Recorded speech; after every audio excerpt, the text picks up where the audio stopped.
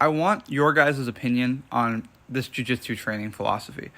And it has to do just with competitive jiu-jitsu. If you don't compete, you really won't care about like efficiency of learning because it doesn't really matter. You're there to have fun, you're there to learn a little bit of jiu-jitsu and get your rolls in. And I fully get that. That's what I did for my first couple years of training, and that's a lot of fun. I get why people do that. Now, when we're looking at competitive jiu-jitsu, I want to understand, do people still think in the way that they're going to learn a secret move that other people don't know and win, like the death squad did back in the day? Because when the death squad was really dominant, the way the public took it was, look, they know this secret technique that no one else knows, and we have to go learn it from John or from the guys doing it, which is true. They were just more proficient with leg locks, but they were also good at all jiu-jitsu, as we clearly see with Gordon's run, right? It's just like, he's not just a leg locker. He's good at all jiu-jitsu. They were just also good at leg locks. But that's not what the public saw. But the thing I want people who are trying to compete in jiu-jitsu, I just want to know what you think about this. They're not teaching anything different at the desk, I guess they're New Wave. New Wave's not teaching anything different.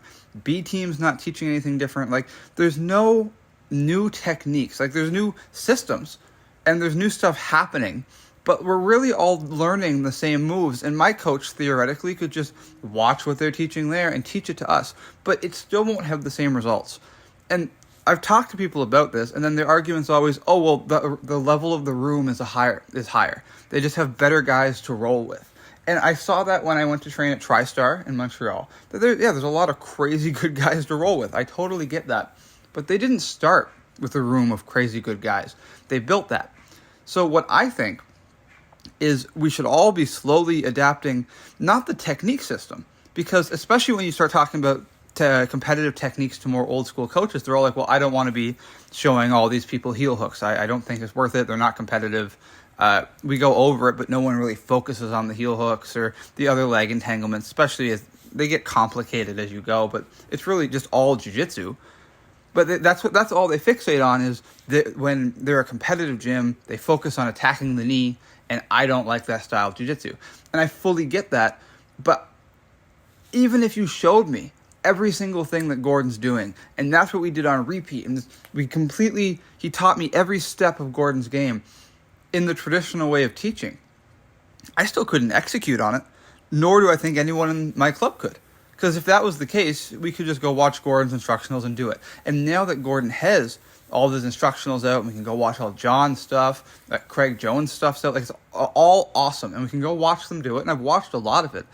But it doesn't translate if we're still learning it in the same way. Because I think the real secret to where these gyms are creating better athletes than most gyms, because like when you think of the top gyms, it's not that common in jiu-jitsu for random small town gyms to produce world-class athletes.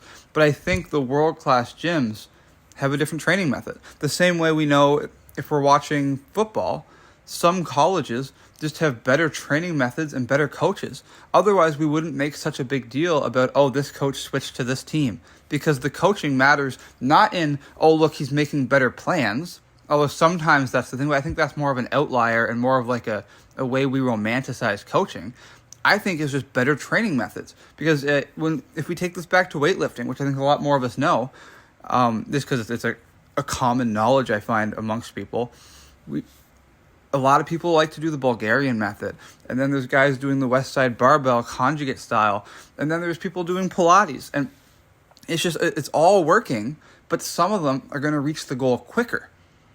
And that's it. Yeah, I realize I'm rambling about like nothing, but I'm really interested to know if you guys have experienced different training methods and if you think that is the bigger outlier and what training methods you guys have preferred if you've experienced a lot of them.